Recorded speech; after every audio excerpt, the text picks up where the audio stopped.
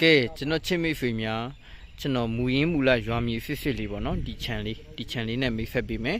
နော်ဒါလေးကပေးရတော့ကျွန်တော်40-60ရှိပါတယ်ခင်ဗျအလှည့်လေးကတော့တောင်လှည့်လေးဖြစ်ပါမယ်နော်ရှေ့မှာကွန်ကရစ်လမ်းဖြစ်ပါမယ်မီးတိုင်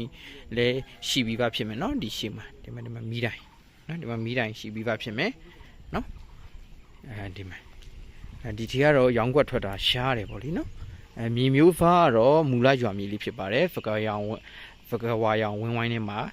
ဒီရှိပါမယ်နော်လမ်းဝင်ထွက်ပါမယ်ဗေးလေးကဒီခြံလေးကိုခေါ်ထားတဲ့ဗေးလေးကကျွန်တော်တို့ပိန်း600ရှော့တင်းလေးရှိပါတယ်နော်ပိုင်ရှင်နဲ့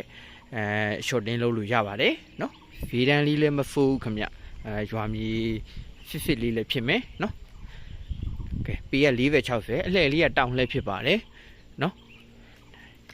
လမ်းအဝင်ထွက်ပါမယ်ကြောင်ကလောင်နဲ့လည်းမဟုတ်ပါဘူးကဲဖေးဝင်ဖိုင်းလာရောက်ကြည့်ရှုပြီးဝယ်ယူနိုင်ပါတယ်အားလုံးကျေးဇူးပါခင်ဗျာ